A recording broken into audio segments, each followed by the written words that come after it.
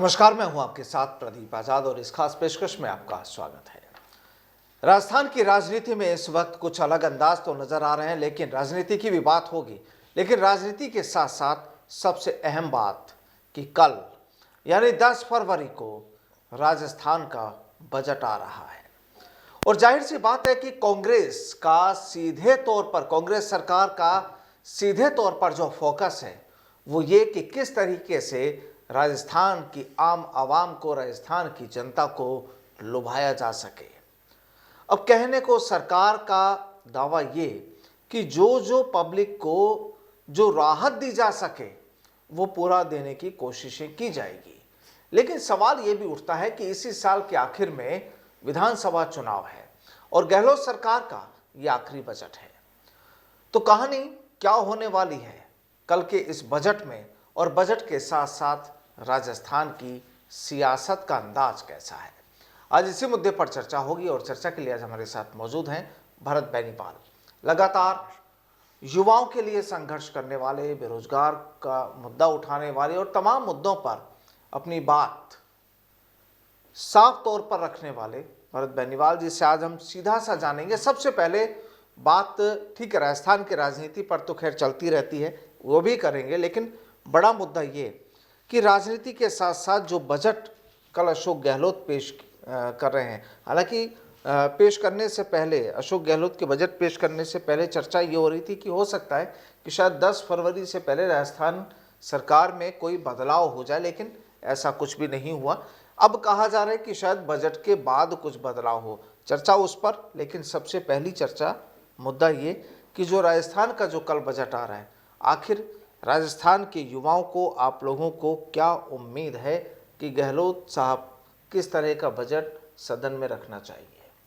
जी देखिए, उम्मीद तो हर बार ही रहती है और उम्मीद पे बजट खरा उतरेगा इतनी तो संभावना इस बार पहले से नजर आ रही है। लेकिन जिस तरह से जो उम्मीदें तोड़ी जाती हैं, सपनों को तोड़ा जाता है, वो बहुत गलत है। 4 बजट निकाल दिए अभी तक, चारों बजट में से 30%, 25 से 30% भी अभी तक उन बजटों को पूरा नहीं किया गया। तो जो बजट आप निकाल रहे हैं, पहले कम से कम पहले वालों को तो पूरा कर लीजिए।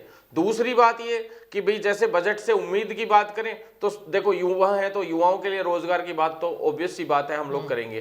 तो सबसे पहले तो जो युवा हैं उनके लिए रोजगार की व्यवस्था हो, जिसमें चिकित्सा विभाग की भर्तियां हैं जो काफी समय से रिक्त पड़े हैं पद। एक कोविड-19 के समय आपने देखा होगा कि सबसे ज्यादा अगर कोई काम आया था तो चिकित्सा विभाग काम आया था। और वो खोखला जिसका होता है, जिस राज्य का होता है, जिस देश का होता है, वो देश कभी भी आगे नहीं बढ़ सकता। तो चिकित्सा और शिक्षा को मजबूत करने के लिए अगर बजट निकाला जाता है तो ये बहुत अच्छी बात होगी। लेकिन उस बजट को निकालने के लिए जैसे भर्तियां निकाली गई, मान लो चिकित्सा विभाग में, मैं आपको बता देता हूं जो खाली पड़े हैं पद, उनसे उम्मीदें हैं हम लोगों को कि भी मेडिकल ऑफिसर की भर्तियां हैं, नर्सिंग ऑफिसर की जो सेकंड ग्रेड की कम से कम 7 से 8 हजार पद अभी भी खाली है और उससे ज्यादा ही है, लेकिन कम से कम इतने तो होने ही चाहिए जिससे आम जनता को लाभ मिल सके। तीसरा, पैरामेडिकल की वैकेंसीज हैं, काफी समय से तो ओटी के, ब्लड बैंक टेक्नीशियन के, डायलिसिस टेक्नीशियन, कैथ लैब, ये कोर्सेज तो खूब सारे चला दिए पैरामेडिकल में, लेकिन इनके लिए भर्तियां कोई नहीं आई। तो इनका कैडर निर्माण होना बहुत आवश्यक है। कैडर निर्माण करके इनकी भर्तियां साथ में निकाली जाएं। और साथ में फार्मासिस्ट भी पद खाली पड़े हैं, आयुर्वेद डॉक्टर्स के, डेंटल डॉक्टर्स के, आयुर्वेद नर्सेज के, सभी के पद खाली पड़े हैं। तो साथ में शिक्षा विभाग की अगर हम बात करें तो चाहे वो व्याख्याता की भर्तियां हो, स्कूल व्याख्याता, कॉलेज व्याख्याता, 3rd grade, 2nd grade, 1st grade, सभी 6 कोई भर्तियां इसलिए खाली है क्योंकि भर्तियां हो ही नहीं पाई। रीट है तो वो बीच में पेपर लीक का शिकार हो गई। तो सबसे मेन तो ये भर्तियां तो निकाल रहे हैं, लेकिन साथ में पेपर लीक जो है, यानी बड़ा सवाल ये कि भर्तियों का ऐलान तो होता है लेकिन उनकी पूर्ति नहीं की जी बिल्कुल। इसके अलावा जो युद्ध के अलावा भी अगर हम बात करें राजस्थान के विकास को लेकर भी, बिल्कुल, तो और भी कई चीजें, कई ऐसे मुद्दे हैं जिनका हो सकता है इस बार, चाहे जिला बनाने की बात हो, बिल्कुल, नए जिले बनाने की बात हो, मेट्रो की शुरुआत करने की बात हो, महिलाओं के लिए बात हो, शिक्षा के लिए बात हो, क्या लगता है कि बजट में ऐलान तो होंगे, उम्मीद की जा रही है और चर्चाएं, सबसे अहम चर्चा ये भी कि शायद राजस्थान में बिजली बिल्कुल लगभग 300 यूनिट तक बिजली फ्री कर दी जाए, जो अभी 50 यूनिट तक का है। जी बिल्कुल। क्या भरत जी, लेकिन ये सारी चीजें करने, ऐलान करना, उन्हें लागू करना, 500 रुपए में सिलेंडर भी 1 अप्रैल से देने की घोषणा हो चुकी है, बिल्कुल बिल्कुल। ये जो तमाम चीजें, क्या वाकई पब्लिक को लुभाने वाली चीजें हैं? जी या देखिए, कुछ अमल में लाया जा सकता है? उम्मीद क्या है?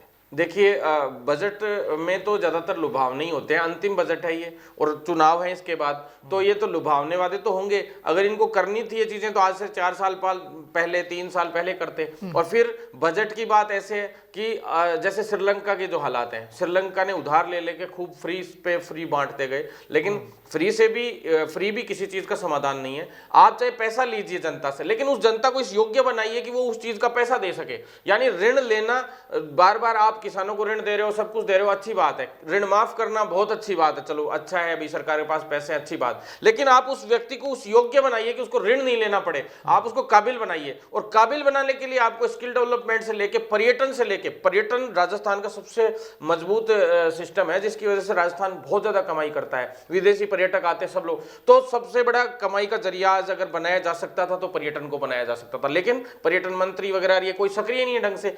अगर ढंग से सक्रिय होते तो शायद यहाँ पे फिल्म सिटी भी टॉप से टॉप बन सकती थी, जिसके दम पे मुंबई जैसे शहर आगे चल के बढ़े। मतलब पर्यटन विभाग को मजबूत करके बढ़िया कमाई के जो तरीके हैं वो भी राजस्थान सरकार को सोचने चाहिए। ये नहीं कि आपने केंद्र से पैसा ले लिया और उसको लगा दिया, हर कहीं बांट रहे हैं रेवड़ियों की तरह, तो वो भी नहीं होना चाहिए। आप लीजिए लेकिन उस सिस्टम को मजबूत कीजिए। और सबसे बड़ी बात, आप राजनीतिक महत्वाकांक्षा को देखते हुए जो बजट निकालोगे उसमें खुद को नुकसान हो रहा है, स्टेट बर्बाद हो रहा है, तो उसको भी नहीं देखना। हर चीज उसको देखना जरूरी है, उसको देखते हुए चलना जरूरी है। तो ऐसे में सरकार को जो है जो सिस्टम सुधारने चाहिए। जैसे अब महिलाओं के लिए है तो महिला सुरक्षा पे बहुत ज्यादा ध्यान रखना चाहिए इनको, क्योंकि महिला सुरक्षा की अगर बात करें तो इन्होंने जो 2022 में जो आंकड़ा था वो थोड़ा सा डाउन हुआ था, लेकिन अपराध के मामले में आज राजस्थान नंबर 1 है। कोई भी इन्वेस्टर राजस्थान में इन्वेस्टमेंट करने से पहले 1000 बार सोचने लग गया। क्यों? क्योंकि उनको पता है, पहले यूपी में नहीं करते थे इन्वेस्टर, अब इन्वेस्टर यूपी की तरफ जाने लग गए, हरियाणा की तरफ जाने लग गए, क्योंकि वहां से क्राइम का आंकड़ा बहुत कम हो गया। और राजस्थान में एक तरफा 11.37% इजाफा हुआ, और उस इजाफे की वजह से आज राजस्थान की यह हालात है कि कोई व्यक्ति आना भी पसंद नहीं कर। अब पर्यटन वाले लोग भी डरने लग गए कि यार राजस्थान में जाना ठीक नहीं, वहां गैंगवार होते हैं, रोज 15-15 साल के बच्चे गोलियां चला रहे हैं। आप देखिए क्या हालात हैं, एक से एक गैंग पनप गई। आप उन पर रोकथाम कब लगाएंगे? पेपर लीक, रोज फर्जीवाड़े, आप युवाओं के लिए भर्तियां निकाल रहे हैं। मैं कह रहा हूं चलो ठीक है, आप विद्युत विभाग में भी निकाल रहे हैं, एग्रीकल्चर डिपार्टमेंट में, एग्रीकल्चर रिसर्च ऑफिसर से लेके एग्रीकल्चर ऑफिसर से लेकर एग्रीकल्चर सुपरवाइजर हो, सबकी भर्तियां निकालिए। विद्युत विभाग में भी निकालिए, टेक्निकल हेल्पर से लेके जईएन सब की सब भर्तियां निकालिए। लेकिन सबसे बड़ी बात है, आप उन भर्तियों को प्रॉपर तरीके से करवाइए तो सही। जो हालात आज राजस्थान के हैं, पेपर लीक, फर्जीवाड़े हो रहे हैं। आप देखिए चिकित्सा विभाग की सारी भर्तियों को इन्होंने खुले तौर पर फर्जीवाड़ा करने के लिए नियम बदल दिए। क्या नियम बदल दिए? मेरिट आधार पर सारी भर्तियां होंगी। अब मेरिट आधार पर, यानी जिसकी मेरिट सबसे ज्यादा 12वीं में, और जो बीएससी नर्सिंग या जीएनएम या फार्मेसी में जिसकी परसेंटेज जो होगी उसके अकॉर्डिंग उसकी मेरिट बनेगी। तो उसके अकॉर्डिंग अगर मेरिट बनेगी तो कोई भी व्यक्ति बाहर की डीम्ड यूनिवर्सिटियों से डिग्रियां बनवा के ले आते हैं। और हर भर्ती में 4 से 5 भर्तियों में बड़े फर्जीवाड़े इन्होंने पकड़े, उसके बावजूद दोबारा इन्होंने संज्ञान नहीं लिया और वापस उन भर्तियों को उसी नियमों से निकाल दिया, जबकि पिछली भर्तियों में फर्जीवाड़े से पकड़। जब सरकारें आंखों के सामने इतना बड़ा फर्जीवाड़ा करती हैं तो बैकडोर से क्या पेपर लीक नहीं करती होंगी? तो हालात बहुत बहुत दयनीय है। ऐसी स्थितियों को संभालने के लिए इनको फास्ट ट्रैक न्यायालय का गठन करना चाहिए। जितने भी, जैसे अपराध बहुत ज्यादा बढ़ गए हैं, सबसे ज्यादा अपराध आप राजस्थान में कौन कौन से हैं? हत्या के सबसे ज्यादा केसेस आ रहे हैं, और लूट के, ये 2। साथ में शराब माफिया ने तो हद पार कर रखी है राजस्थान में। अवैध शराब और अवैध खनन, इन दोनों में भी राजस्थान नंबर 1 है। आप देख लीजिए। और महिलाओं की जरूर थोड़ा सा सेफ हुआ है हल्का हल्का, लेकिन अगर यही हालात रहे, अब ये जो लोग 15-15 साल के बच्चे अगर गोलियां चलाएंगे तो महिलाएं आप बताइए कहां वंचित रह जाएंगी थोड़े दिन में। ऐसे हालात थे, ऐसे चलती महिलाओं को रास्ते चलते गाड़ियों में डाल डाल के ले जाते थे, इतनी बुरी हालत हो गई थी पिछले। कुल मिलाकर लगता क्या है कि ठीक है, बजट में सबसे मुख्य चीज जो निकल कर आई कि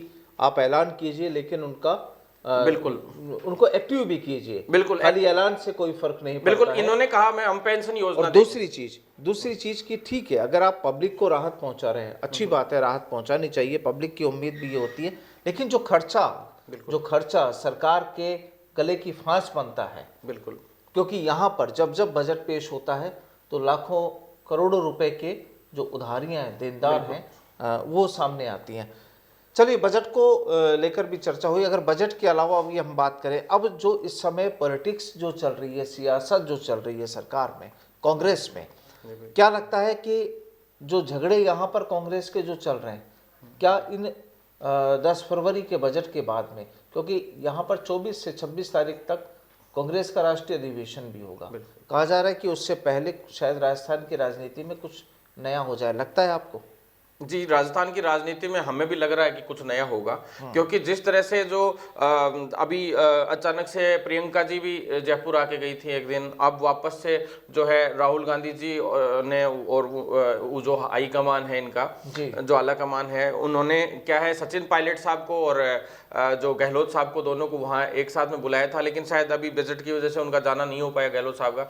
और जिस तरह के जो रोज मोड़ चल रहे हैं हर 10-15 दिन में, हालांकि 4 साल से हम ये मोड़ ही देख रहे हैं, रोज नई नई घटनाक्रम, कभी होटलों में जाना, कभी कहीं आना, जनता से तो खैर मतलब रहा नहीं है ज्यादा, जनता को तो इतना बड़ा बेवकूफ बनाया है। आप देखिए राजनीतिक घटनाक्रम ही चल रहे हैं, राजनीति असली तो जनता के साथ हुई है, वो मैं बताता हूँ कैसे हुई है। एक तो पेपर लेग और फर्जीवाड़ों से तो आपको दिख रहा है नौकरी बेची जा रही है, दूसरा सपने तोड़ दिए युवाओं के जो लोन ले लेकर पढ़ रहे थे, दूसरा यूं कह रहे हैं हमने संविदा कर्मियों को परमानेंट कर दिया।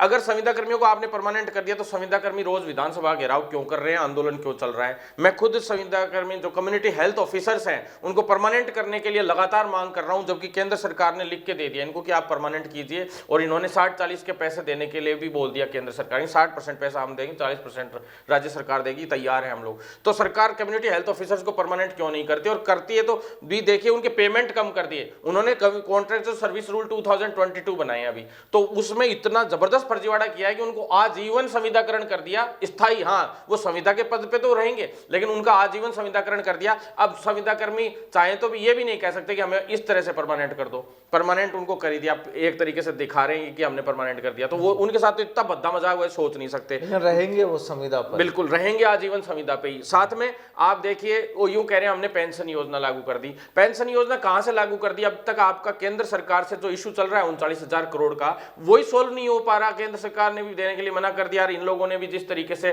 किया, अचानक से घोषणा तो कर दी, और जिन 5 राज्यों का इशू चल रहा है वो 5 राज्य ऐसे वाले हैं जो केंद्र सरकार के, जैसे छत्तीसगढ़ में कांग्रेस की सरकार है, अभी हिमाचल में जरूर इन्होंने बातें किया है, उससे पहले जो दिल्ली सरकार है उसने भी कर दिया, केजरीवाल जी की सरकार है वहां। तो इस तरह से जो हालात हैं वो इसी तरह के हैं। संविदा कर्मियों को परमानेंट मैंने आपको बता ही दिया, फिर आप जो अदर जो इश्यूज है पेंशन योजना का मैंने आपको बता ही दिया, पेपर्स का बता ही दिया, भर्ती एक पूरी हुई नहीं, 1 लाख में से केवल 42 से 43 या 45,000 भर्तियां पूरी हुई लास्ट एंड फाइनल। तो हालात बहुत बुरे हैं। और साथ में महिलाओं को बोले फोन देंगे, ये करेंगे, वो देंगे, कौन सा फोन दे दिया आप बताओ? अचानक से स्कीम वापस ले ली, और बहाना क्या बनाया कि भाई फोन अगर हम महिलाओं के हाथ में पकड़ा देंगे तो IT सेल तो बीजेपी की मजबूत है, बोले तो बीजेपी वाले फोन तो हम देंगे, प्रचार बीजेपी वालों का होगा। तो ये भी तो हालात, तो ऐसा भी हो सकता है ना कि चुनाव से कुछ वक्त पहले ये तमाम चीजें पब्लिक को दी जाए। जी हो सकता है, ताकि यादगार बनी रहे। बिल्कुल ऐसा ये करने की हमेशा सारी सरकारें कोशिश करती है, लेकिन मैं तो ये कहता हूं सरकार से कि आप बिजली फ्री दीजिए, 300 यूनिट तक करिए, कोई दिक्कत नहीं है, लेकिन बिजली जो सोलर जो सिस्टम है अपना, जिसको भी केंद्र सरकार ने भी बढ़ावा दिया है, राज्य सरकार भी उसको बढ़ावा देते हुए और सोलर सिस्टम से बिजली उत्पादन करके खुद खरीदे और आगे बढ़ावा दे।